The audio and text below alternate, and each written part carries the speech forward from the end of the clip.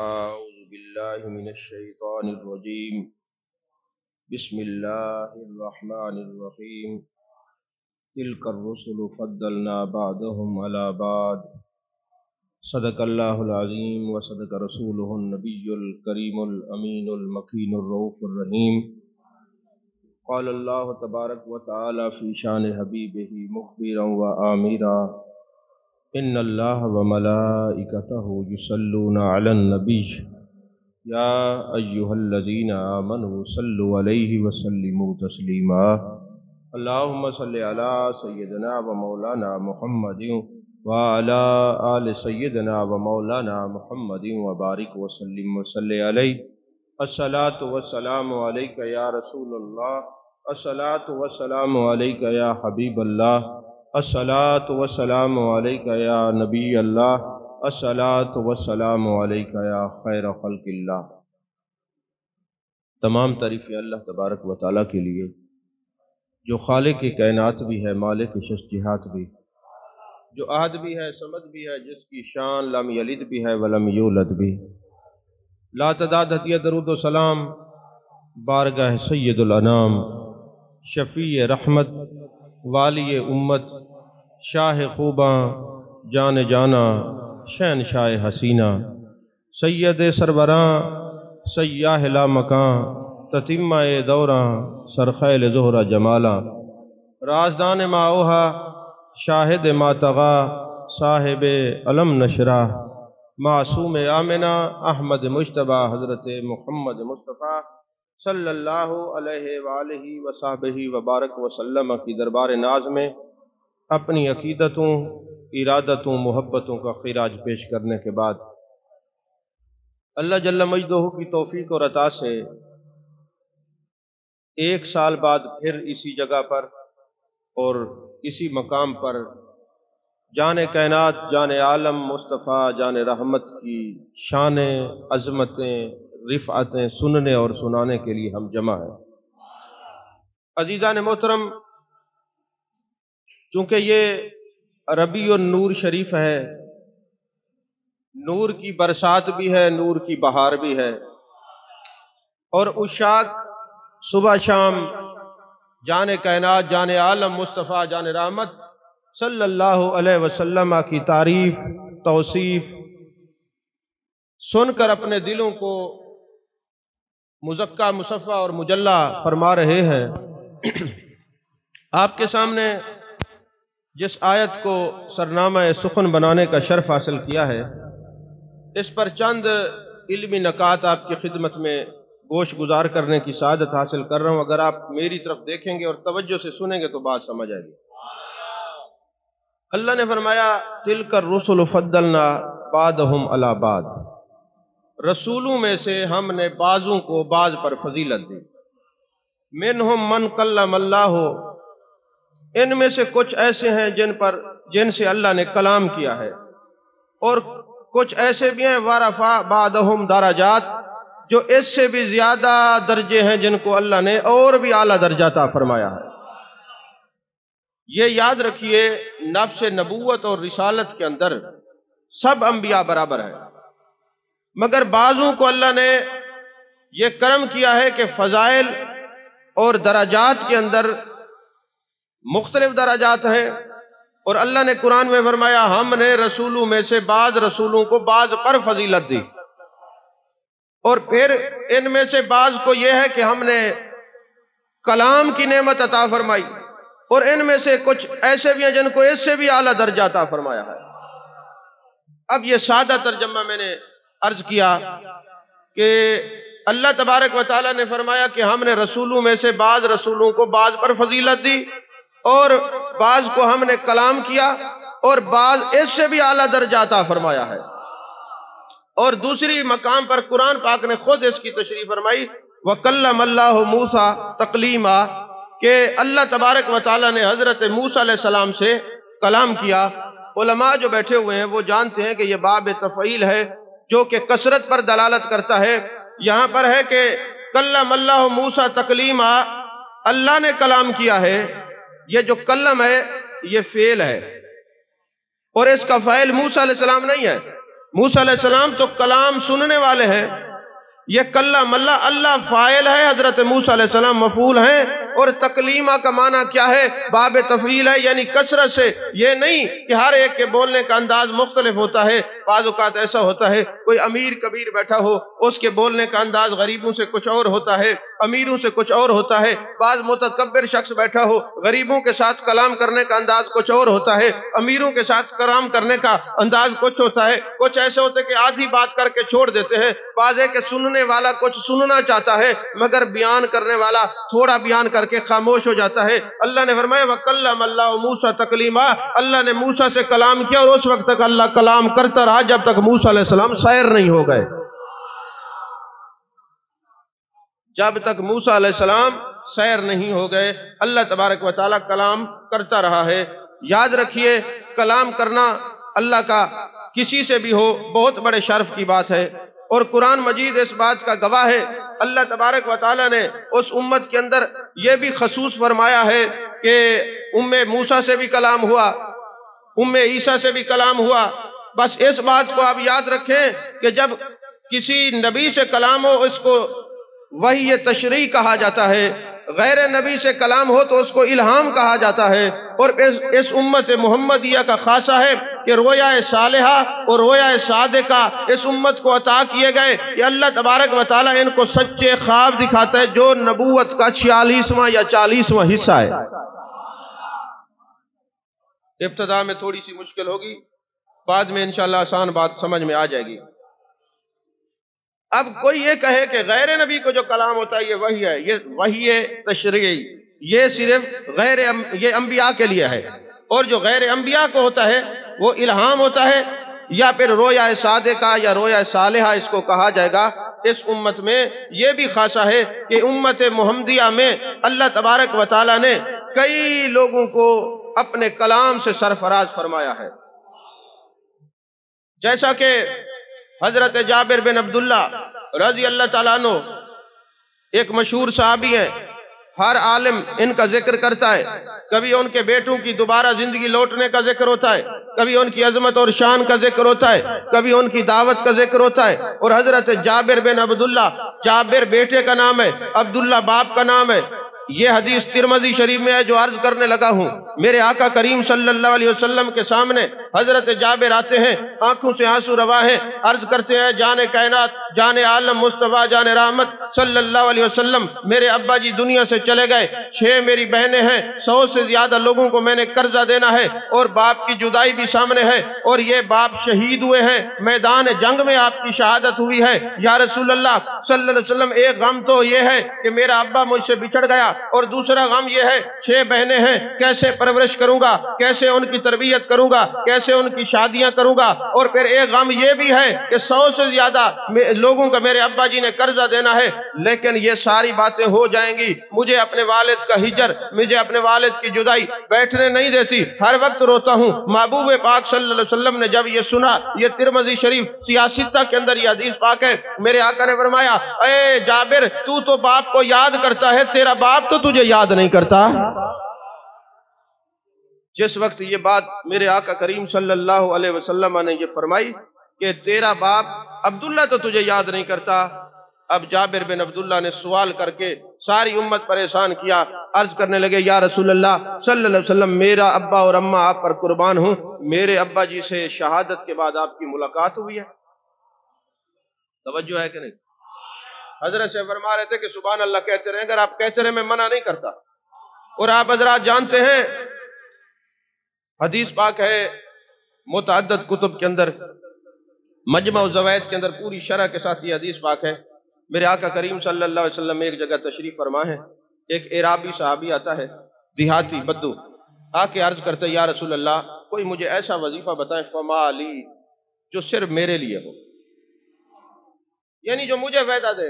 اب دیہاتی تھا، عرابی تھا، بدو تھا، پتہ نہیں تھا جانے کائنات صلی اللہ علیہ وسلم سے بات کیسے کرنی ہے، یا عشق میں اتنا غوطہ زن تھا کہ وہ اپنا معافی ضمیر اس طرح بیان نہیں کر سکا جس طرح کرنا چاہیے تھا۔ کہنے لگا یا رسول اللہ صلی اللہ علیہ وسلم مجھے ایک ایسا خوبصورت وظیفہ دیجئے فما لی جو صرف میرے لیے ہو۔ محبوب پاک صلی اللہ علیہ وسلم نے فرمایا تو پڑھا کر سبحان اللہ والحمدللہ ولا الہ الا اللہ واللہ اکبر۔ اب چونکہ پہلی دفعہ یہ محبوب نے اس کو وظیفہ اجازت دی، اب وہ انگلیوں پہ یاد کر رہے سبحان اللہ والحمدللہ ولا الہ الا اللہ واللہ اکبر، بار بار محبوب کے سامنے نا انگلیوں پہ گنتی کر رہا ہے۔ اب میرے آقا علیہ السلام اس کو دیکھ کے مسکرا رہے ہیں، وہ کہنے لگا یا رسول اللہ یہ دیکھیں سبحان اللہ والحمدللہ ولا الہ الا اللہ واللہ اکبر ایسے پڑھنا ہے؟ میرے آقا نے فرمایا ہاں ایسے پڑھنا ہے۔ چلا گیا، تھوڑی دور جا کے نا اس کے ذہن میں خیال آیا، میں نے کہا تو جو ایسا وظیفہ دے جو میرے لیے ہو، یہ سبحان اللہ کہوں گا تو یہ تو اس کی تعریف ہے، والحمدللہ کہوں گا تو یہ اس کی تعریف ہے، واللہ اکبر کہوں گا تو یہ تو اللہ کی تعریف ہے۔ میں نے کہا تھا فما لی جو میرے لیے ہو یہ تو اللہ کے لیے ہے۔ توجہ ہے کہ نہیں؟ یہ بات سادگیاں صحابہ کی ہمیں فائدہ دے گئی ہیں، تو یہ تعلیم و تربیت ہے امت کے لیے۔ واپس آتا ہے، اب میرے آقا نے اس کو دیکھا نا تو میرے آقا فتبسم، فا تاکیب الفور کے لیے ہوتا ہے، تاکیب مال وصل کے لیے ہوتا ہے، یعنی جو بات کریے فوراً وہ آیا نہ لوٹ کے محبوب مسکرائے، فرمایا یہ میرا اعرابی، یہ میرا صحابی اب یہ کچھ اور سوچ کے آ رہا ہے۔ جانے کائنات، جانے عالم مصطفیٰ، جانے رحمت صلی اللہ علیہ وسلم، میں نے پوچھا تھا وظیفہ کوئی ایسا بتائیں جو میرے لیے ہو، آپ نے تو اللہ کا ذکر بتا دیا، اللہ کی تعریف بتا دی، میں شان بیان کروں گا یہ تو اللہ کا ذکر ہوگا، یہ تو اللہ کے لیے۔ میں نے کہا مجھے بتائیے۔ میرے آقا نے فرمایا یہ تیرے لیے بھی ہے، جب تو کہتا ہے نا سبحان اللہ، تیری زبان سے سبحان اللہ نکلتا ہے، بیٹھا تو زمین پر ہے، عرش بری پہ اللہ فرماتا ہے صدقہ، تم نے سچ کہا، تم نے سچ کہا، تم نے سچ کہا۔ ہو سکتا ہے کہ تمہیں ہمیں کوئی محلے میں سچی گواہی کے لیے نہ بلائے اور زمین پہ بیٹھ کے ہم سبحان اللہ کہیں، عرش کا رب ہمیں سچا کہے۔ توجہ ہے کہ نہیں؟ تو یہ جو سبحان اللہ کہنا ہے نا، یہ ساری حدیثیں ہیں، میں کئی بار سبحان اللہ پہ بھی تقریریں کر چکا۔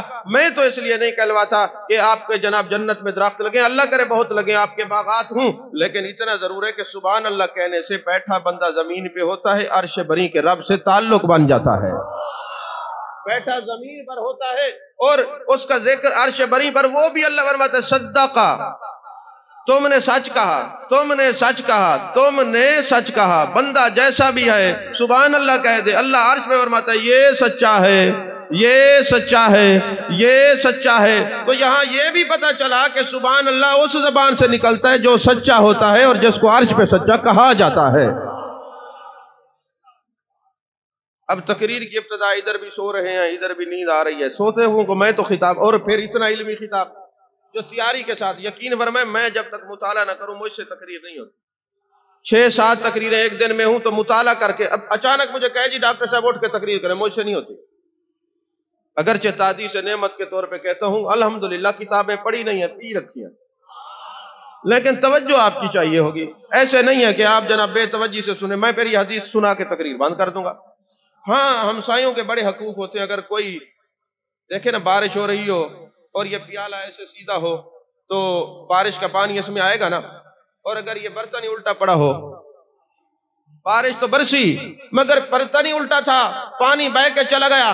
جہاں ذکر رسول صلی اللہ علیہ وسلم کی مجلس ہو، آسمان سے فرشتے آتے ہیں، ذکر رسول کی برکات خوشبو کی صورت پہ آسمان پہ جاتی ہیں، اور ذکر رسول سن کر قلب و اذہان مزکہ مصفہ مجلہ ہوتے ہیں، طیب و طاہر ہوتے ہیں، پاکیزہ ہوتے ہیں، نرم و ملائم ہوتے ہیں، دل کی زمین نرم پڑتی ہے۔ اگر آپ سو گئے تو پھر آپ تو سوتے رہے، پھر آپ کو وہ فیض ذکر مصطفیٰ تو نصیب نہ ہوا، تو لہذا جاگتے رہیے۔ اور اگر کوئی بندہ دیکھ لے یہ بندہ صرف تھوڑا سا ہلا دے، کوئی بات نہیں، گناہ نہیں ہوگا، کیونکہ کئی مجلس میں لوگ آتے ہیں نا چپ کر کے 2-4 روپے آ جائے نا۔ ویسے میرے آقا علیہ السلام نے فرمایا یہ میرا دین غریبوں سے شروع ہے اور دین غریبوں پہ ختم ہوگا، یہ محبوب کی حدیث پاک ہے۔ یعنی 2-4 روپے بندے کی جیب میں آ جائے نا تو وہ ایسے بیٹھا ہوتا ہے، پیسے میں جیب میں پیسہ ہے، کاروبار اچھا ہے، پیسہ ہے، چپ کر کے بیٹھا ہے۔ کیوں یار میں اگر سبحان اللہ کہوں گا تو یہ جو میرا دوست بیٹھا ہے صبح کہے گا اے رات تو مجلس میں زور زور سے سبحان اللہ کہہ رہا تھا، وہ اتنا پیسے والا۔ تو یہ متکبر مغرور قسم کا بندہ سبحان اللہ نہیں کہتا، مسرور قسم کے بندے کی زبان سے سبحان اللہ نکلتی ہے۔ اور پھر یہ بھی بعضوں کو شرمندگی ہوتی ہے، میں سبحان اللہ کہہ دوں، یہ صبح محلے میں بتائے گا، گواہی دے گا، یہ زور زور سے وہاں سبحان اللہ کہہ رہا تھا۔ میں تمہیں مشورہ دیتا ہوں، مدنی مشورہ دیتا ہوں، زور سے سبحان اللہ کہا کرو تاکہ ساتھ والا گواہ ہو جائے، قیامت والے دن گواہی دے، میرے مالک تیرے نبی کا ذکر سن کے خوش ہو کے سبحان اللہ کہہ رہا تھا۔ آپ اپنے ساتھ سونے والوں کو خیال کریں، میں اپنے ساتھ خیال کروں گا، کوئی نہیں سوئے گا۔ توجہ ہے کہ نہیں ہے؟ تو میرے آقا کریم صلی اللہ علیہ وسلم نے ارشاد فرمایا، جب کوئی بندہ کہتا ہے سبحان اللہ، عرش بری پہ رب فرماتا ہے صدقہ، تم نے سچا کہا۔ پھر وہ کہتے ہیں والحمدللہ، فرمایا جاتا ہے تم نے سچ کہا۔ وہ کہتے ہیں واللہ اکبر، تو کہا جاتا ہے تم نے سچ کہا۔ تو عرض کرنے لگا یا رسول اللہ صلی اللہ علیہ وسلم، فمالی کا معنی یہ بھی ہوا کہ جب میں ذکر کروں گا تو ذکر اس کا ہوگا، فائدہ مجھے ہوگا۔ توجہ ہے کہ نہیں؟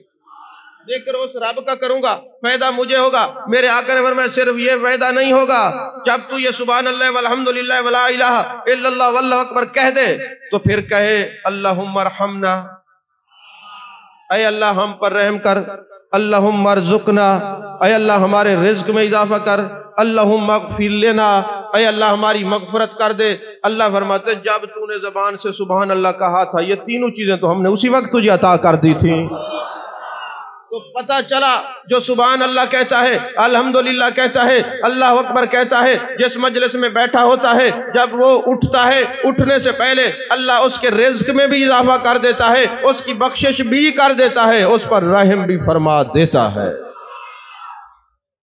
اور کتاب کا نام ہے بحر الدموع، عربی کی ہے، ابن جوزی کی لکھی ہوئی ہے۔ اس میں لکھا ہوا ہے کہ ایک بندہ تھا جو کبھی اس نے کوئی اچھا کام نہیں کیا، بس یہ تھا علماء سے محبت کرتا تھا، جہاں عالم کسی کی تقریر ہوتی چلا جاتا، اور وہاں پر جو ہے وہ حالت نظام میں چلا گیا، بیمار ہو گیا، بے ہوشی کا عالم تھا۔ لوگ کہتے ابھی یہ دنیا سے گیا، تھوڑی دیر کے بعد ہوش آ گیا۔ تو لوگوں نے پوچھا تیرے ساتھ کیا ہوا؟ اس نے کہا ابھی فرشتے آئے تھے میرے پاس، تو فرشتے کہنے لگے اس نے کبھی قرآن نہیں پڑھا، نماز نہیں پڑھی، کچھ نہیں کیا، تو اس کی روح کو تو بڑی سختی کے ساتھ بارگاہ خداوندی میں لے جایا جائے گا۔ ایک فرشتہ کہتا ہے چلو اس کے پہلے قدم سونگو، شاید یہ اللہ کے لیے کہیں چل کے گیا ہو۔ اچھا اس کے ہاتھ سونگو، شاید خوشبو آئے، اس نے کوئی صدقہ خیرات دیا ہو۔ اچھا چلو ایسا کرو، اس کا منہ سونگو، شاید کوئی اچھا جملہ اس کے منہ سے نکلا ہو۔ تو ایک فرشتہ کہتے ہیں ہاں ہاں، فلاں جو عالم تھے جن کا نام منصور بن عمار تھا، وہ ایک جگہ تقریر کر رہے تھے، یہ وہاں بیٹھا بیٹھا سبحان اللہ سبحان اللہ سبحان اللہ کہہ رہا تھا۔ تو فرشتوں نے کہا اس کی روح کو تنگی سے نہیں، آسانی سے لے جایا جائے گا، کیونکہ یہ اس کا ذکر سن کے خدا کو پاک پاک کہتا رہتا ہے۔ جو ہے کہ نہیں ہے؟ اب یہ لفظ سبحان پر تو دماغ کا گودام میں کھل گیا، لیکن ہم نے میلاد میں جانا۔ تو عزیزان محترم، میرے آقا کریم صلی اللہ علیہ وسلم نے ارشاد فرمایا اے جابر تو اپنے ابا جی کو یاد کر کے روتا ہے، تیرے ابا جی تو تجھے یاد ہی نہیں کر رہے۔ آقا آپ کی ملاقات ہوئی ہے میرے ابا جی سے؟ میرے آقا نے فرمایا ہاں ہاں، کل رات کی بات ہے، تیرا ابا چونکہ شہید ہوا ہے اور رب نے تیرے باپ کو قبر میں کھڑا کر دیا، اور فرمایا اے عبداللہ بتا اگر میں تجھے زندگی دوں، شہادت کی میں نے زندگی دی ہے، اب شہادت کے بعد دوبارہ اگر میں تیری زندگی لوٹا دوں تو کیا تو گھر والوں کے پاس جانا پسند کرے گا؟ یارو مجھے ایک بات بتاؤ، حضرت عبداللہ ہیں قبر میں، میرے آقا علیہ السلام اپنے گھر میں، جب قبر والے امتی کو دیکھ کے محبوب دیکھ رہے ہیں کہ خدا اس سے کیا فرما رہا ہے اور یہ کیا جواب دے رہا ہے، یہ محبوب نے ہمیں بتایا کیوں ہے کہ میرا غلام قبر میں تھا، رب کلام کر رہا تھا، میں سن رہا تھا، بتایا اس لیے کہ میرے امتیوں جو بعد میں آؤ گے پریشان نہ ہونا، میرا غلام قبر میں ہو، ہم دنیا میں اس کی خبر رکھتے ہیں، اور اگر میرا غلام قبر میں ہوگا تو گنبد خضرا میں بیٹھ کر بھی ہم اس کی خبر رکھیں گے۔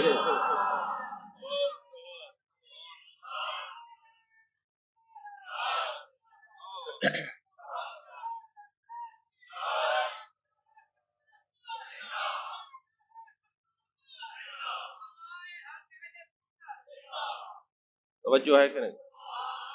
عزیزان محترم، حضرت جابر نے سوال کیا یا رسول اللہ آپ دیکھ رہے تھے؟ میرے آقا نے فرمایا ہاں میں دیکھ رہا تھا، رب نے کھڑا کیا، فرمایا عبداللہ بتا دنیا میں بھیج دوں، باری تعالیٰ اگر بھیجنا ہے تو گھر والوں کے پاس نہ بھیج، اولاد کے پاس نہ بھیج، پھر میدان جنگ میں بھیج، چونکہ وہاں میں جاؤں گا میں قتل کیا جاؤں پھر اٹھایا جاؤں، میں شہید کیا جاؤں پھر اٹھایا جاؤں، میں شہید کیا جاؤں پھر اٹھایا جاؤں، کیونکہ شہید ہے اشد سے، اشہد کا معنی ہے دیکھنا، شہید کی روح بعد میں نکلتی ہے، اللہ کا دیدار اس کو پہلے ہوتا ہے۔ لذت دیدار خداوندی میں وہ برکات ہیں کہ شہید کہتا ہے اللہ مجھے 1000 جانیں دے دے، میں 1000 جانیں میدان جنگ کے اندر شہید کرتا رہوں اور رب کا دیدار کرتا رہوں، آنکھ جسم سے روح بعد میں نکلتی ہے، دیدار خداوندی پہلے نصیب ہوتا ہے۔ تو میرے آقا نے کیا فرمایا؟ فرمایا جابر تجھے رونے کی، جدائی یہ والد میں پریشان ہونے کی ضرورت نہیں، تیرا باپ تو بڑا خوش ہے، تمہیں یاد تو نہیں کرتا۔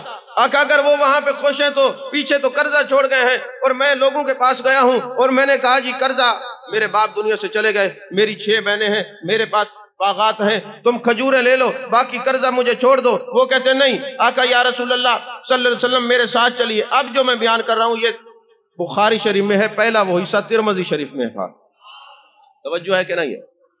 اب بخاری شریف کی حدیث پاک ہے، میرے آقا کریم صلی اللہ علیہ وسلم کی بارگاہ میں عرض کرتے آقا میرے ساتھ چلیے، شاید وہ آپ کو دیکھ کر آپ کی وجہ سے کوئی لحاظ کر دیں۔ میرے آقا نے فرمایا چلیں، خنجر چلے کسی پہ تڑپتے ہیں ہم امیر، سارے جہاں کا درد ہمارے جگر میں ہے، چلو مجھے جابر ساتھ لے چلو، لیکن ایک کام کرو تیرے باغات کے اندر جتنی کھجوریں ہیں ساری تو اکٹھی کر کے ایک ڈھیر لگا دے۔ حضرت جابر کہتے ہیں میں نے ڈھیر لگا دیا، پھر میں آیا یا رسول اللہ صلی اللہ علیہ وسلم تشریف لے چلیے، میں نے وہ کھجوروں کا ڈھیر لگا دیا ہے۔ میرے آقا آئے اور ایسے نگاہ سے ایک جو ڈھیر لگا ہوا تھا ایسے چکر لگایا، میں کہتا ہوں نگاہ نبوت کا حصار دیکھیے۔ اب یہ سارے تصوف والے ہوتے تو میں یہاں بولتا کہ یہ سرکار نے کیوں چکر لگایا، ہو سکتا ہے کیمرے لگے ہوئے کسی کو ہضم نہ ہو، اس لیے میں ایسی خوراک دے کے جاؤں جو ہضم ہو جائے، توجہ ہے کہ نہیں ہے؟ اب محبوب نے ایسے چکر لگایا، نگاہ نبوت سے اس ڈھیر کو دیکھا، پھر اس کے اوپر خود جلوہ گر ہو گئے، فرمانے لگے او میرے جابر تم اپنے سارے قرض لینے والوں کو بلاؤ اور ان کو کہو یہاں سے کھجوریں لینا شروع کر دیں، تولنا شروع کر دیں۔ حضرت جابر بن عبداللہ کہتے ہیں وہ 100 سے زیادہ لوگ تھے جن کا میرے ابا جی نے قرض دینا تھا، میں نے سب کو بلایا، ایک آیا اس نے کھجوریں لے لی، دوسرا آیا کھجوریں لے لی، تیسرا آیا کھجوریں لے لی، چوتھا آیا کھجوریں لے لی، 100 کے 100 بندے اپنی کھجوریں لے کے چلے گئے اور قرضہ اتر گیا۔ خدا کی قسم ہے میرے مصطفیٰ جہاں بیٹھے تھے ایک کھجور بھی کم نہیں ہوئی، یہ میرے محبوب کی برکت ہے، توجہ ہے کہ نہیں؟ عزیزان محترم، تو اس امت کا خاصہ یہ ہے اللہ تبارک و تعالیٰ میرے محبوب کے وسیلے سے کی وجہ سے اس امت سے بھی کلام کرتا ہے، توجہ ہے کہ نہیں؟ اور فتاوی شامی کے اندر نا ایک پورا باب ہے زیارت خداوندی کا بھی اور کلام کا بھی، توجہ ہے؟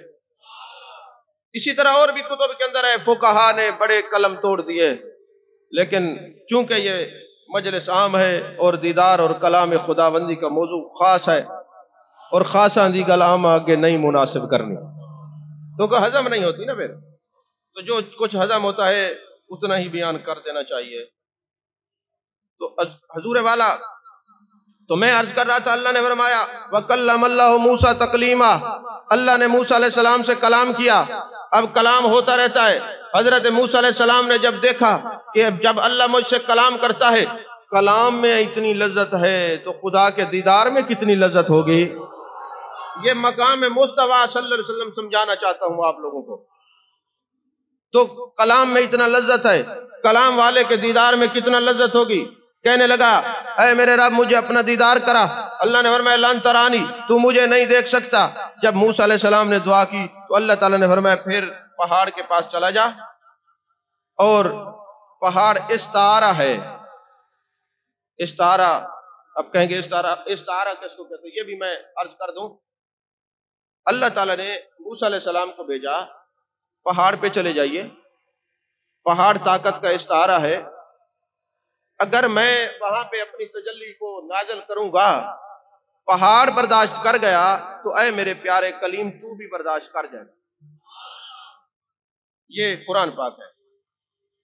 اے میرے پیارے کلیم پہاڑ پہ چلے جائیے، اگر پہاڑ پر تجلی ڈالوں گا پہاڑ نے اس تجلی کو برداشت کر لیا تو تو بھی کر جائے گا۔ مفسرین نے فرمایا اللہ نے کیوں فرمایا پہاڑ پہ جا؟ اللہ یہ بتانا چاہتا تھا جیسے پہاڑ کا جگرا ہے، جیسے استعارہ کہتے کس کو ہے؟ کہا جس طرح طاقت پہاڑ کے اندر ہے، پہاڑ جتنی دیدار کی طاقت تو میرے موسیٰ کلیم اللہ بھی رکھتے ہیں۔ تو اب جب حضرت موسیٰ علیہ السلام گئے، پہاڑ پہ تجلی پڑی، پہاڑ جو ہے وہ طور بن گیا، اور حضرت موسیٰ علیہ السلام جو ہے وہ بے ہوش ہو گئے، اور جیسے موسیٰ علیہ السلام بے ہوش ہوئے، قرآن کہتے ہیں خرّ موسیٰ صاعقہ، ایک تجلی سے حضرت موسیٰ علیہ السلام بے ہوش ہو گئے۔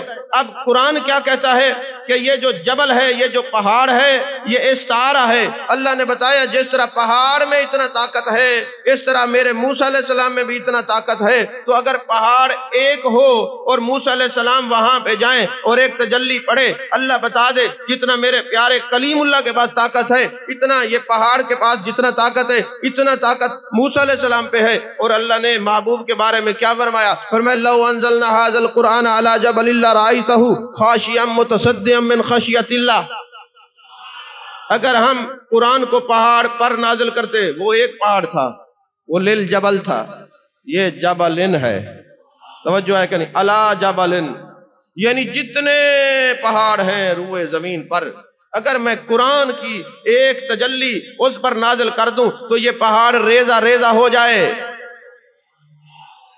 یہ پہاڑ ریزہ ریزہ ہو جائے۔ تو تم دیکھ رہے ہو کہ وہ ایک پہاڑ کے برابر طاقت ہے۔ موسیٰ علیہ السلام کی تجلی پڑی، یہ میں نے عرض کیا کیا ہوا؟ میرے مصطفیٰ کریم کے سینہ علم نشرہ کی شان یہ ہے، آپ کے قلب نازنی کی شان یہ ہے۔ اللہ فرما رہے اگر پوری دنیا کے کائنات کے سارے پہاڑ ہوں اور میں آیت قرآن نازل کر دوں تو یہ ریزہ ریزہ ہو جائیں، یہ ریت بن جائیں، یہ پھٹ جائیں۔ یہ تو قلب مصطفیٰ کی برکتیں ہیں کہ سارا قرآن سینہ مصطفیٰ پر نازل ہو رہا ہے۔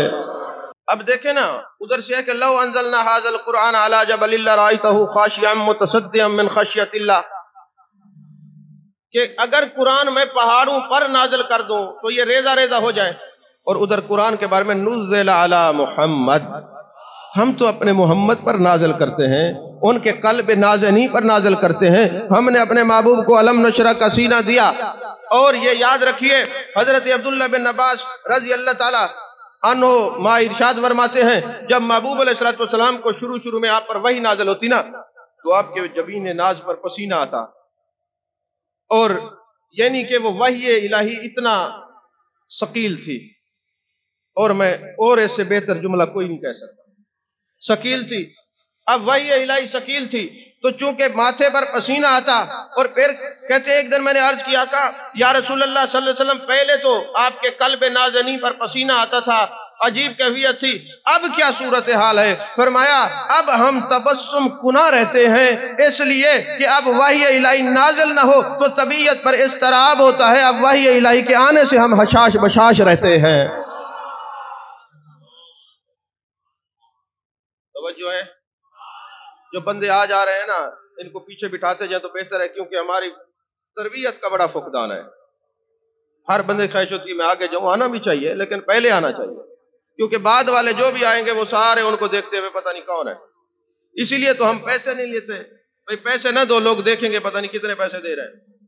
تو اس سے ہم نے جان چھڑا رکھی ہے تاکہ آپ لوگوں کو کوئی تانا نہ دے، سنیو تمہارے علماء پیٹ کی خاطر پھر رہے، کوئی نہیں، جس کا ذکر کرتے وہ گنبد خضرا کا مکین نواز رہے ہیں ہمیں۔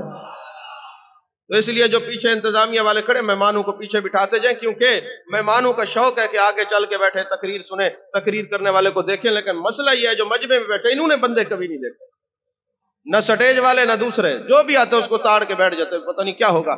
اے اللہ کے بندو، والضحیٰ کے چہرے کا ذکر ہو رہا ہے، واللیل کی زلفوں کا ذکر ہو رہا ہے، ما زغ البصر وما طغیٰ کے کاجل والی آنکھوں کا ذکر ہو رہا ہے، علم نشرہ کے سینے کا ذکر ہو رہا ہے، طٰہٰ کے تاج کا ذکر ہو رہا ہے، یاسین کے سیرے کا ذکر ہو رہا ہے، تمہارے نبی کے میرے نبی کے کمالات و معجزات بیان ہو رہے ہیں، محبوب کی سیرت بیان ہو رہی ہے، حسن بیان ہو رہا ہے، صورت بیان ہو رہی ہے، پھر نبی کی صورت کا ذکر ہو، کسی اور صورت کو تکو تو پھر نعرے نہ لگاؤ محبت اور عشق کے، نعرے لگاتے ہو تو پھر میدان عمل میں بھی پورے پورے نظر آؤ۔ تو میں عرض کر رہا تھا حضرت عبداللہ بن عباس رضی اللہ تعالیٰ عنہ عرض کرتے آقا پہلے تو آپ کی جبین ناز پہ پسینہ آیا کرتا تھا، اب نہیں آتا۔ فرمایا اب لذت وحی الہی ایسی ہے کہ نہ آئے تو اضطراب ہوتا ہے طبیعت میں، آ جائے تو ہم تبسم کنا رہتے ہیں۔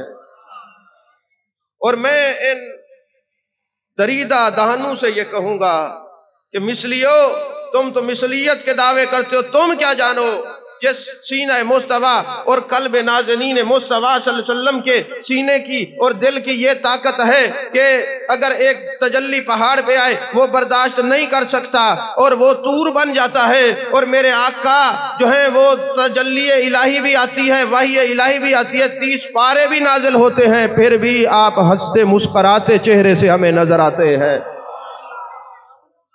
یہ مقام مصطفیٰ صلی اللہ علیہ وسلم نہیں تو اور کیا ہے؟ یہ میرے آقا کی عظمت و شان نہیں تو اور کیا ہے؟ اور تفسیر کبیر کے اندر اور مستدرک للحاکم کے اندر امام حاکم نے ایک حدیث پاک نقل کی، راوی اس حدیث کے حضرت ابو ہریرہ رضی اللہ تعالیٰ عنہ ہے۔ اب میں آسان تقریر کر رہا ہوں، مشکل گئی، یہ گرامر، یہ باب تفعیل اور یہ ساری اس سے نکل گئے۔ اب آسان تقریریں 2-4 باتیں عرض کر کے گفتگو ختم، کیونکہ سونے والوں کو میں تقریر نہیں سنا سکتا، میرا مزاج ہے جاگنے والوں کو خطاب ہوگا، کیونکہ سونے والوں کو سلام کرنا جائز نہیں ہے تو خطاب سنانا کیسے جائز ہے؟ توجہ ہے کہ نہیں؟ اب یہ بس آسان تقریر اور 2-4 باتیں اور گفتگو ختم۔ اصل میں بات یہ ہے کہ یہ میری خوش قسمتی ہے، عذرائے تفنن یا تربیت کے لیے کچھ کہوں اور بات ہے، یقین فرمائیں میرے دل میں جو آپ لوگوں کا مقام ہے یا میرا دل جانتا ہے یا میرا خدا جانتا ہے۔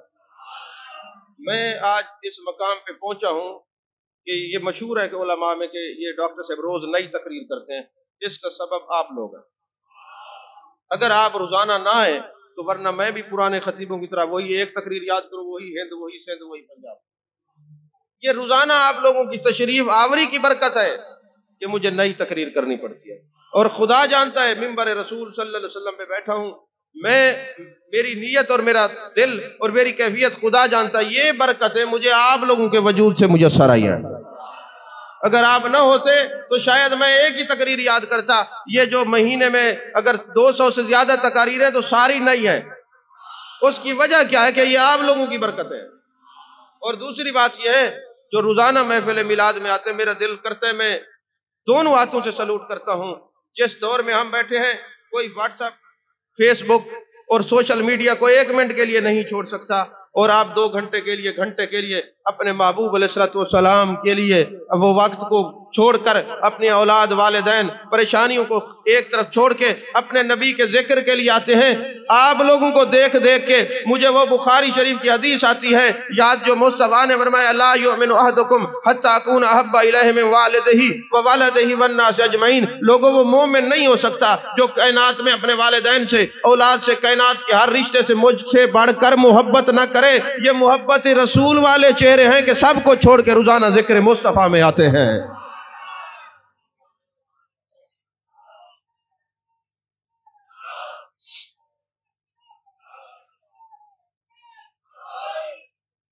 وہی الہی کی برکتیں دیکھیے کہ اللہ قرآن میں فرما رہے ہیں، ہم یہ قرآن سارے پہاڑوں میں نازل کرتے ریزہ ہو جاتا۔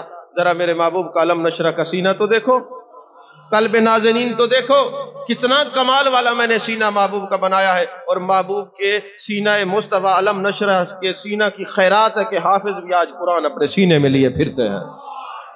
یہ میرے محبوب کے حسن کی خیرات ہے، علم نشرہ کے سینے کی خیرات ہے کہ حفاظ کرام بھی آج سینے میں قرآن لیے پھرتے۔ حضرت عبداللہ بن عباس رضی اللہ تعالیٰ عنہ فرماتے ہیں ایک مرتبہ میرے آقا علیہ السلام اونٹ پر تشریف فرما تھے، آپ پر وحی الہی نازل ہوئی تو ثقل وحی کی وجہ سے اونٹ کا جو پیٹ تھا وہ زمین پر لگ گیا، اور جب وہ وحی الہی کا سلسلہ انقطاع ہوا تو میں نے عرض کی جان عالم مصطفیٰ جان رحمت صلی اللہ علیہ وسلم، یہ اونٹ کو کیا ہوا کہ ثقل وحی کی وجہ سے آپ کا تو اتنا وزن نہیں ہے۔ میرے آقا نے فرمایا وحی الہی نازل ہو رہی تھی، اس وجہ سے یہ اونٹ کا جو پیٹ تھا وہ زمین سے مل گیا ہے۔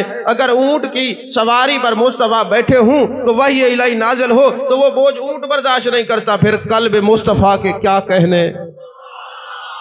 اور بلکہ حضرت زید رضی اللہ تعالیٰ عنہ فرماتے ایک دن نا محبوب پاک صلی اللہ علیہ وسلم میری ران کے اوپر نا اپنا سر اقدس رکھ کے آرام فرما رہے تھے کہ وحی الہی نازل، ایک آیت نازل، ایک آیت نازل ہوئی، اس کا وزن اتنا پڑا کہ میری جو ران تھی وہ چٹک کے رہ گئی۔ اور جب محبوب علیہ السلام کو وحی کا سلسلہ انقطاع ہوا، میں نے پوچھا یا رسول اللہ صلی اللہ علیہ وسلم یہ کیا ہوا؟ میری تو جو ران تھی وہ چٹک کے رہ گئی۔ آپ نے فرمایا ابھی تو ایک آیت اتری ہے تو یہ عالم ہے، تم کیا جانو تیرے نبی کے سینے کی شان کیا ہے کہ پورا قرآن اپنے سینے میں لیے پھرتے ہیں، پورا قرآن سینے میں لیے پھرتے ہیں۔ عزیزان محترم، حضرت ابو ہریرہ رضی اللہ تعالیٰ عنہ راوی ہے، تفسیر کبیر میں یہ حدیث پاک ہے، اور مستدرک کے اندر جب حضرت موسیٰ علیہ السلام نے تجلی خداوندی کی زیارت کی، جب موسیٰ علیہ السلام پر وہ ایک تجلی پڑی، اللہ نے آپ کی آنکھوں میں یہ کمال رکھا تھا۔ حضرت موسیٰ علیہ السلام فرماتے ہیں کہ میں 30 میل کے فاصلے پر 16 منزل عربی والی، جو سعودیہ میں رہتے وہ جانتے ہیں کہ 16 منزل جو عربی کی ہوتی ہے وہ 30 میل ہوا کرتی ہے، تو 16 منزل 30 میل۔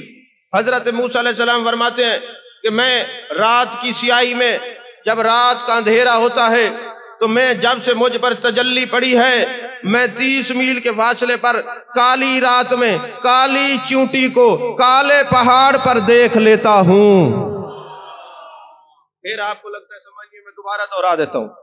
حضرت ابو ہریرہ رضی اللہ تعالیٰ عنہ راوی ہیں، حدیث پاک تفسیر کبیر میں ہے، مستدرک حاکم میں ہے، امام حاکم نے لکھا کہ حضرت موسیٰ علیہ السلام فرماتے ہیں مجھے ایک تجلی نصیب ہوئی، میں نے دیدار کیا تو ایک تجلی پڑھنے کی برکت سے اللہ نے میری آنکھوں میں یہ حسن رکھ دیا، میں جب رات کو بیٹھا ہوتا، دن کی بات نہیں ہے، دن میں دیکھنے کا عالم کیا ہوگا، تو فرمایا جب رات ہوتی ہے، رات بھی کالی رات میں کالے پتھر پر کالی چونٹی کو 30 میل کے فاصلے پر میں دیکھ لیتا ہوں۔ تو یارو جس موسیٰ علیہ السلام پر ایک تجلی پڑے، وہ 30 میل کے فاصلے پر کالے پتھر پر کالے پہاڑ پر کالی چونٹی کو دیکھ لیتے ہیں۔ میرے مصطفیٰ کے ما زغل بصر وما طغیٰ کے کاجل والی آنکھوں کا کیا کہنا، جس نے عین ذات کو دیکھا ہے، اس مصطفیٰ کے دیکھنے کا عالم کیا ہوگا۔ میرے آقا کریم صلی اللہ علیہ وسلم کے دیکھنے کا عالم کیا ہوگا۔ اور کتنے خوش نصیب وہ لوگ ہیں جن کے بارے میں اللہ فرماتے ہیں میرے مصطفیٰ کے بارے میں وَمَا يَنْطِقُ عَنِ الْهَوَىٰ إِنْ هُوَ إِلَّا وَحْيٌ يُوحَىٰ، میرے محبوب تو اپنی مرضی سے بولتے ہی نہیں ہیں، اور جن سے میرے مصطفیٰ بولتے ہیں ان کا کیا کمال ہوگا۔ آج نا مجھے ایک بندہ واٹس ایپ کے اوپر میسج کر کے کہہ رہا ہو ڈاکٹر صاحب آپ لوگ جو ہر وقت دن رات محفل میلاد کرتے ہیں، ذکر کرتے ہیں، آپ لوگ ہمیں جلاتے ہیں۔ میں نے کہا ہمارا ایسا کوئی نظریہ نہیں، ہم تو تمہیں نہیں جلاتے بلکہ ذکر مصطفیٰ کر کے اپنے دلوں کو کھلاتے ہیں، اپنے چہروں کو چمکاتے ہیں، گناہوں کی سیاہیوں کو مٹاتے ہیں، اور گنبد خضرا کے مکی کو راضی کرتے ہیں کہ بھئی محبوب کا نام نہ لیں تو پھر کس کا نام لیں، بتائیں مجھے کہاں جائیں پھر۔ اور کبھی آپ نے کسی اور پہ فتوے نہیں لگائے کہ فلاں کا ذکر کیوں کر رہے ہو، آخر نبی کے ذکر پر تمہیں پرابلم کیوں ہوتی ہے؟ اگر جلتے بھی ہو یہ سمجھتے ہو کہ تمہیں جلاتے ہیں تو پھر جلنے پر بھی 2 باتیں سن لو۔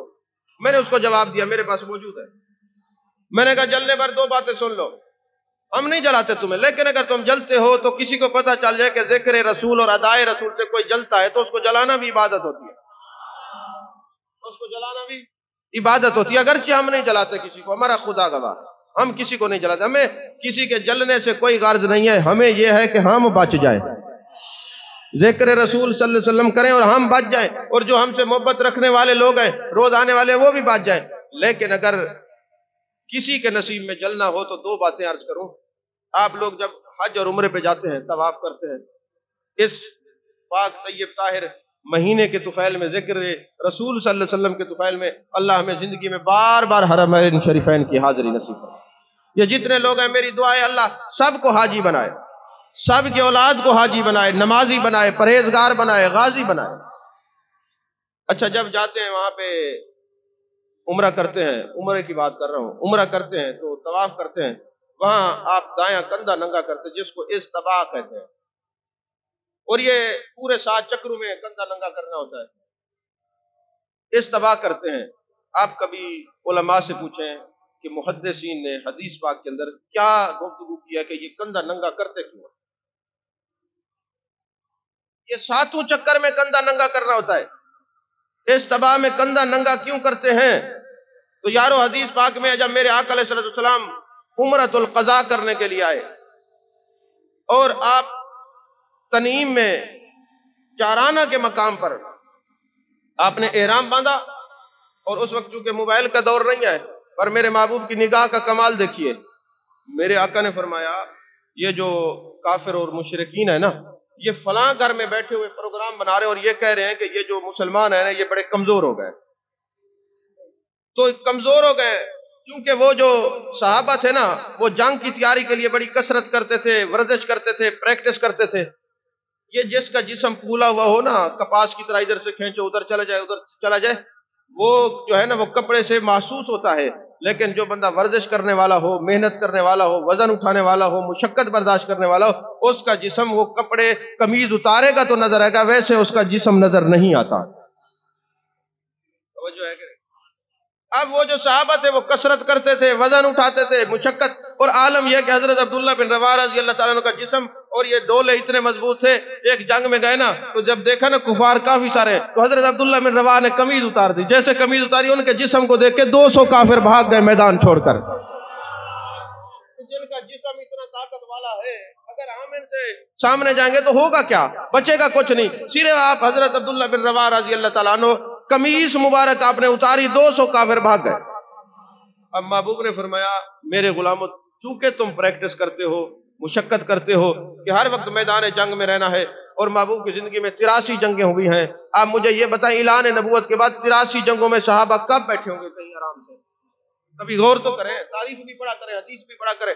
تو اب ہوا یہ، میرے آقا نے فرمایا چونکہ وہ ہمیں کمزور سمجھ رہے ہیں تو جب ہم نے جانا ہے تو کیا کرنا ہے؟ یہ استوا کرنا پہلے نہیں تھا، یہ عمرۃ القضاء کے وقت محبوب نے نافذ کیا. یہ دایاں کندھا ننگا کرنا ہے. یہ جو آپ کی سائیڈ کافر دیکھیں گے ان کو پتہ چلے گا ابھی بھی یہ طاقتور ہے. توجہ ہے کہ نہیں ہے؟ یہ اپنی طاقت کو دکھانے کے لیے محبوب نے استوا کا حکم دیا اور فرمایا پہلے جو 3 چکریں اکڑ کے چلنا ہے تاکہ ان کو پتہ چلے. ویسے اللہ نے قرآن میں فرمایا زمین پر اکڑ کر مت چلو، لیکن جہاں دشمن رسول دیکھنا چاہیں کہ یہ کمزور ہو جائے وہاں اکڑ کے چلو، یہ بھی عبادت بن جاتی ہے. یعنی محبوب نے فرمایا وہاں اکڑ کے چلنا، یہ کندھا ننگا ہو تاکہ ان کو پتا چلے کہ نبی کے جو دیوانے مستانے ہیں یہ محبوب کی محبت میں چاہے جسم کا اظہار بھی کرے تب بھی عبادت بن جایا کرتی ہے. توجہ ہے کہ نہیں ہے؟ اور دوسری بات یہ ہے کہ حضرت ملا جیون نے ایک تفسیر لکھی ہے قرآن پاک کی، ایک جلد میں تفسیر احمدیہ اس کو کہا جاتا ہے. علماء جانتے ہیں اس کے اندر بڑے نکات ہیں. اس میں ایک نکتہ انہوں نے اٹھایا اور بڑا خوبصورت نکتہ ہے. فرمان لگے بات یہ ہے اللہ نے قرآن پاک میں حکم فرمایا ہے رکوع کرو اور سجود کرو. کیا کرو؟ رکوع کتنے ہوتے ہیں اور سجدے 2. اب ذہنوں میں کبھی سوال آیا ہے جب رکوع اور سجود کا، سجدے اور رکوع کا حکم اکٹھے ہے، اب میں آیات سجدہ پڑھوں تو سجدہ واجب ہو جائے گا، تو لہٰذا میں اشارتاً کہہ رہا ہوں. اور یہ بھی یاد رکھیں اگر کوئی ترجمہ پڑھ رہا ہو، عربی نہ پڑھ رہا ہو، آیت سجدہ کا ترجمہ کر دے تب بھی سجدہ کرنا واجب ہوتا ہے. یہ مسائل بھی یاد رکھیں، صرف فضائل نہیں. اب چونکہ رکوع ایک ہے، سجدہ 2 ہے، اور شریعت کا، دین کا اصول یہ ہے کہ جس چیز کے اوپر اعتراض ہوگا بحث اسی پر ہوگا. بھائی رکوع کا حکم ہے، سجود کا حکم ہے، رکوع ایک ہے سجدے 2 کیوں ہیں؟ کہا بات یہ رکوع پر ہم بحث نہیں کریں گے، سجدوں پر بحث کریں گے، یہ 2 کیوں ہیں؟ تو تفسیر احمدیہ کے اندر ملا جیون رحمت اللہ نے فرمایا سجدے 2 کیوں ہیں؟ اب جواب سنیے. وہ فرماتے ایک سجدہ وہ تھا جب اللہ تبارک و تعالیٰ نے حکم دیا فرشتوں آدم علیہ السلام کو سجدہ کرو. جب آدم علیہ السلام کو فرشتوں نے سجدہ کیا تو ایک شخصیت کھڑی رہی، اس نے کہا ہم تو سجدہ نہیں کرتے. جب فرشتوں نے دیکھا یہ اکڑ کے کھڑا ہے اور ہم نے سجدہ کر لیا، اللہ نے اس کو مردود کر دیا اور ہمیں مقبول کر دیا کہ انہوں نے حکم مانا سجدے کا، ہم مقبول ہو گئے، اس نے نہیں مانا تو مردود ہو گیا. کہا اب دوسرا سجدہ کرتے ہیں تاکہ یہ اور جلے. توجہ نہیں فرمائی آپ نے. تو میں نے حوالہ دیا، کوئی پڑھ لے جا کے تفسیر، میرے اوپر نہ فتویٰ لگانا. تو فرمایا وہ فرشتے کہنے لگے چونکہ یہ ہم نے سجدہ کیا اور یہ کھڑا رہا مردود ہو گیا، اب ہم دوسرا سجدہ اس لیے کر رہے ہیں تاکہ یہ جو ہے دوبارہ سجدہ کریں، یہ جلے. تو اللہ نے فرمایا جو میرے نبی کی تعظیم کے لیے حکمن کرے گا وہ بھی عبادت ہے، جو نبی کے دشمنوں کو جلانے کے لیے کیا جائے گا وہ بھی عبادت ہے. توجہ ہے کہ نہیں؟ عزیزان محترم، آخری روایت اور گفتگو ختم۔ ایک ٹائم کا پتہ آپ کو تو نہیں چلتا، مجھے جو چلتا ہے کہ کئی دن میں کئی خطاب ہوتے ہیں، ایک دن میں کئی خطاب ہوتے ہیں۔ میرے آقا علیہ السلام کے غلام ہیں جن کا نام حضرت جلبیب رضی اللہ تعالیٰ عنہ ہے، رنگت سانولی ہے، اور محبوب علیہ السلام کے سامنے جاتے ہیں اور میرے آقا علیہ السلام نے فرمایا جلبیب اگر تو کہے تو تیری شادی کر دوں۔ یا رسول اللہ صلی اللہ علیہ وسلم میرے پاس پیسہ نہیں ہے، مال و متاع نہیں ہے، رنگت جو ہے میری سانولی ہے، اس رنگت کی وجہ سے لوگ مجھے رشتہ نہیں دیتے۔ میرے آقا کریم صلی اللہ علیہ وسلم نے ایک قبیلے کے سردار کے گھر میں بھیجا، اور ایک روایت ہے کہ محبوب نے خود پیغام بھیجا۔ یہ مسند احمد کے اندر یہ ہے کہ خود پیغام بھیجا، اور سیرت کی کتابوں میں ہے کہ محبوب نے حضرت جلبیب رضی اللہ تعالیٰ کو بھیجا کہ تم خود جاؤ۔ دونوں باتیں ہیں۔ تو اب جناب حضرت جلبیب رضی اللہ تعالیٰ عنہ جاتے ہیں، دروازے پہ دستک دیتے ہیں، وہ قبیلے کا سردار آتا ہے، اور اسی طرح کا ملتا واقعہ حضرت سعد رضی اللہ تعالیٰ عنہ کے لیے بھی ہے۔ وہ ان کی رنگت بھی سانولی تھی، ان کی شادی نہیں ہوئی تھی، ان کی شادی ہوئی تھی۔ دونوں باتیں ہیں۔ سویرے کوئی مفتی کہے جی وہ حضرت سعد کی بات تھی تو حضرت جلبیب سے ملا کے سنا گئے، دونوں باتیں میرے ذہن میں ہیں، ہم کتابیں پڑھتے نہیں ہیں، گول گول کے پیتے ہیں۔ عزیزان محترم، حضرت جلبیب جب جاتے دروازے پہ دستک دیتے ہیں تو وہ جو لڑکی کا باپ تھا وہ قبیلے کا سردار آتا ہے اور یہ عرض کرتے ہیں، ارشاد فرماتے ہیں مجھے آقا علیہ السلام نے بھیجا ہے بچی کے رشتے کے لیے۔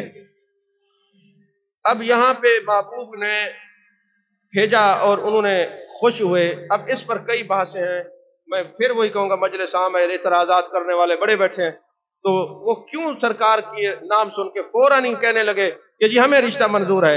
انہوں نے سمجھا محبوب نے اپنے لیے منظور فرمایا ہے۔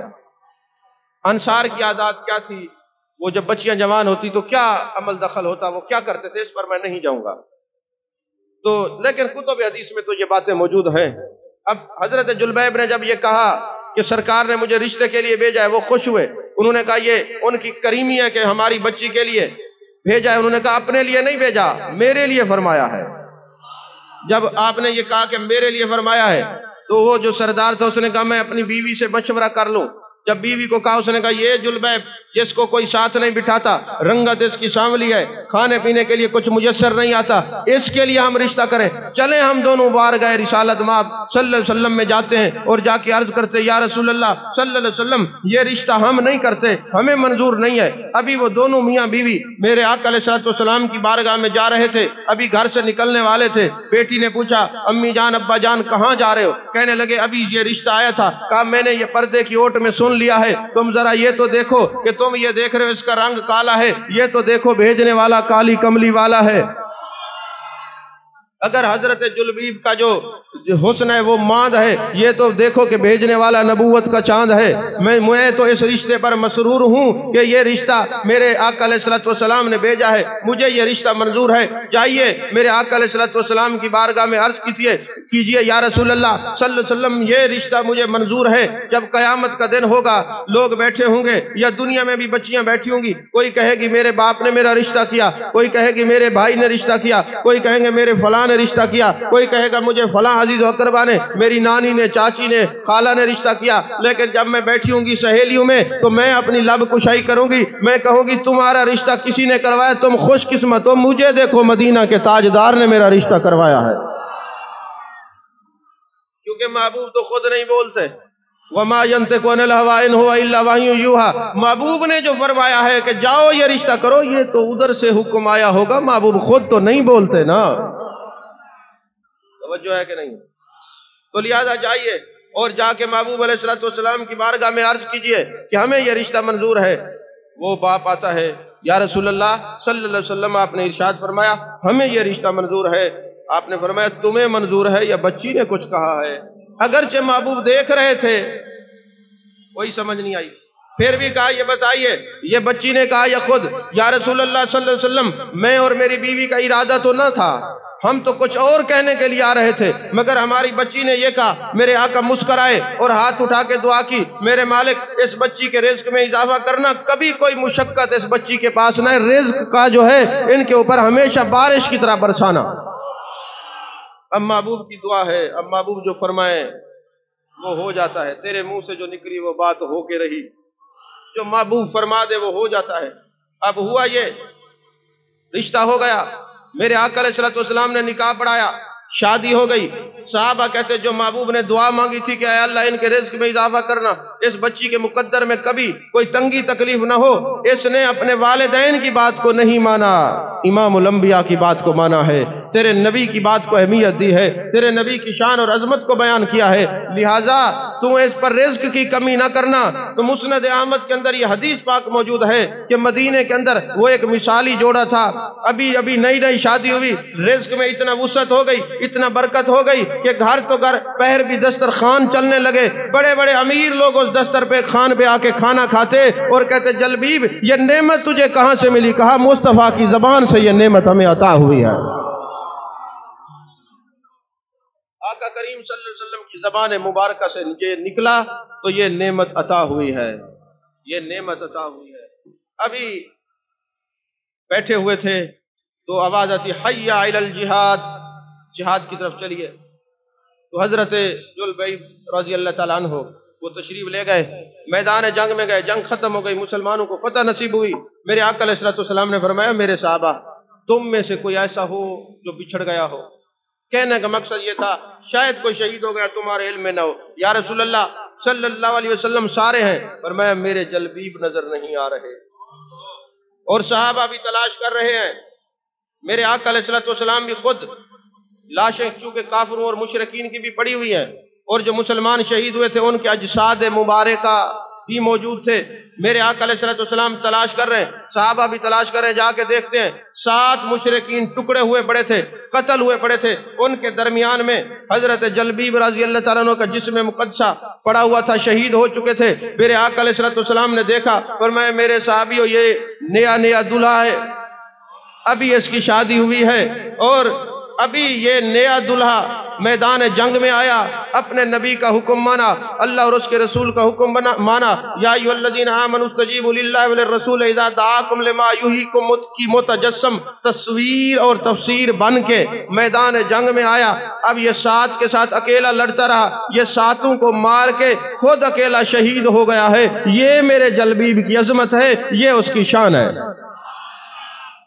اور پھر میرے آقا علیہ السلام نے فرمایا میرے صحابہ میرے جلبیب کو کوئی ہاتھ نہ لگائے، ہم خود اس کو اٹھا کے لے کے جائیں گے۔ ذرا تصور کریں، ہم تو دعا کرتے ہیں اے اللہ ہمارا خاتمہ ایمان پر ہو جائے، اے اللہ مرتے وقت کلمہ شہادت نصیب ہو، سرکار کا دیدار نصیب ہو، جب دنیا سے جائے والضحیٰ کے چہرے کی زیارت ہو، واللیل کی زلفوں کی زیارت ہو۔ اے جلبیب تیرے مقدر پہ قربان جائیے، تیرا نصیب ایسا ہے کہ بعد از شہادت میرے مصطفیٰ اپنے ہاتھوں سے تجھے اٹھا کے جا رہے ہیں۔ اور میرے آقا کریم صلی اللہ علیہ وسلم نے حضرت جلبیب رضی اللہ تعالیٰ عنہ کو جس جگہ باقی صحابہ کے اجساد مبارکہ رکھے ہوئے تھے، شہادت کے بعد حضرت جلبیب رضی اللہ تعالیٰ عنہ کے جسم مقدسہ کو رکھا، اور وہاں میرے آقا علیہ السلام نے بڑی خوبصورت بات کی، فرمایا جلبیب کے بارے میں میرے صحابہ سن لو، یہ مجھ سے ہے میں اس سے ہوں، واللہ ھذا منی وانا منہ، یہ الفاظ ہیں حدیث پاک، خدا کی قسم میرے مصطفیٰ نے، واللہ خدا کی قسم، ھذا منی وانا منہ، یہ ہم سے ہے اور ہم اس سے ہیں۔ یہ میرے محبوب کی عظمت اور شان کی بات ہوتی ہے۔ میرے محبوب جس کو نواز دیں، جس وقت نوازیں، جس پیمانے کا، واللہ یؤتی وانما انا قاسم، اس کی یہی فعل متعدی ہے، ایمان والوں کو جس وقت جو کچھ بھی ملتا ہے میرے مصطفیٰ کے در سے ملتا ہے۔ توجہ ہے کہ نہیں؟ ایک بات اور کہہ تو اگر ناراض نہ، توجہ ہے، کل کی جو رات آئے گی نا، آنے والی کل، یہ بڑی اہم ہوگی۔ اس رات جان کائنات، جان عالم مصطفیٰ، جان رحمت صلی اللہ علیہ وسلم کی ولادت ہوگی۔ عشق والوں کی کتابیں پڑھا کریں اور عشق والوں کا خطاب سنا کریں اگر سینے کو مدینہ بنانا چاہتے ہیں۔ یہ نہیں ہے کہ ہمیں جواب نہیں آتے، جواب ہم بھی دیتے اور ہر جگہ جواب دینے کا حکم بھی نہیں ہے۔ قرآن فرماتا ہے وَإِذَا خَاطَبَهُمُ الْجَاهِلُونَ قَالُوا سَلَامًا، اگر جاہل آ جائے تو اس کو کہنا پرے مر، اس سے بات نہیں کرنی، ہاں عالم ہو تو اس سے بات کرنے کا حکم تو قرآن نے دیا ہے۔ تو امام قسطلانی کو اگر پڑھیں تو انہوں نے لکھا کہ یہ جو رات ہے نا، یہ جو کل رات آئے گی اور پھر جب صبح ہوگی تو 12 ربیع الاول کا دن ہوگا، فرمایا یہ جو رات ہے یہ لیلۃ القدر سے بھی افضل رات ہے۔ میں نے بتایا ہے، مواہب الدنیا اٹھا لے امام قسطلانی کو دیکھ لیں، امام حجر اسقلانی کو پڑھ لیں، امام زرقانی کو پڑھ لیں، پڑھا کریں، علماء کو کہہ رہا ہوں پڑھا کریں، پھر پتہ چلے محبوب کی عظمت اور شان کیا ہے۔ فرماتے یہ جو رات آ رہی ہے یہ لیلۃ القدر سے افضل ہے۔ اور پھر انہوں نے فرمایا لیلۃ القدر سے کیسے افضل ہے؟ فرمایا بات یہ ہے، لیلۃ القدر جب ہوتی ہے تو قرآن نازل ہوا، اور یہ جو رات ہے میرے مصطفیٰ دنیا میں تشریف لائے۔ اب قرآن اور صاحب قرآن کا تعلق دیکھیے۔ اب میرے ذہن میں ایک اور بات آ رہی ہے، قرآن افضل ہے یا صاحب قرآن؟ میں اتنا کہہ دوں، امام احمد بن حنبل کے بعد اس امت کے اندر صدیاں ایک بحث رہی، قرآن افضل ہے یا صاحب قرآن افضل ہے، تو اس بحث کو روکنے والی ایک شخصیت تھی جس کو تاجدار بریلی کہا جاتا ہے۔ عرب کے علماء نے خط لکھا، کہا کہ آپ دیکھتے رہیں گے اے احمد رضا، امت میں یہ فتنہ ہے کہ قرآن افضل ہے یا صاحب قرآن افضل ہے۔ آپ نے ایک بڑا جامع فتویٰ لکھا، اور وہ فتویٰ چھپا، پوری عرب و عجم میں چھپایا گیا۔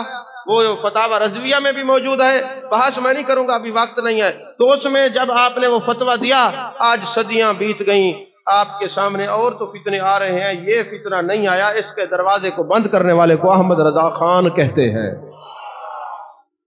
توجہ ہے کہ نہیں ہے؟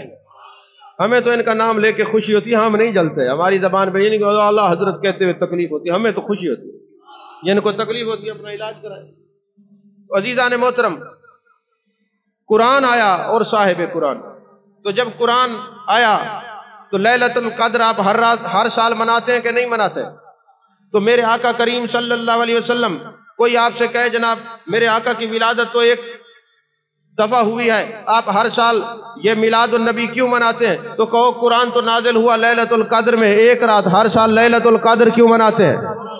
تو امام قسطلانی نے کہا کہ وہ رات جو جب قرآن نازل ہوا تھا، وہاں پہ قرآن نازل ہوا، اس رات میں صاحب قرآن آئے، اس رات میں فرشتے نازل ہوئے، اس رات میں صاحب قرآن آئے، اس رات میں نزول رحمت ہوا، اس رات میں رحمت للعالمین آئے۔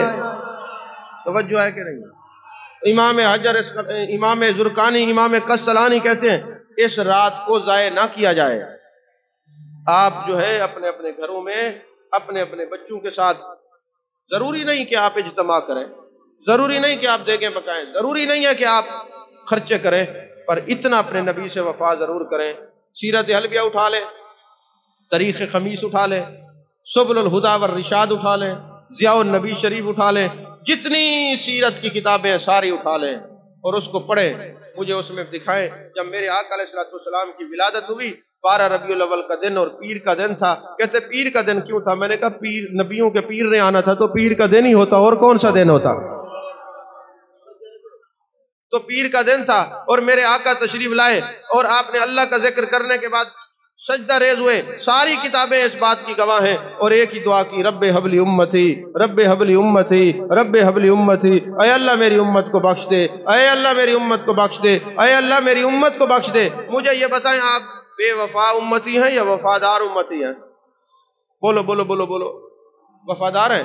تو پھر نبی تو اس دن آپ کو نہ بھولے اور آپ اس دن نبی کو بھول جائے، پھر کہیں ہم وفادار ہیں۔ اللہ کے محبوب فرمائے لا یؤمن احدکم حتی یکون احب الیہ من والدہ وولدہ والناس اجمعین۔ لوگوں تم میں سے کوئی مومن نہیں جب تک اپنے والدین، اولاد، کائنات کی ہر رشتے سے بڑھ کر مجھ سے محبت نہ کرے۔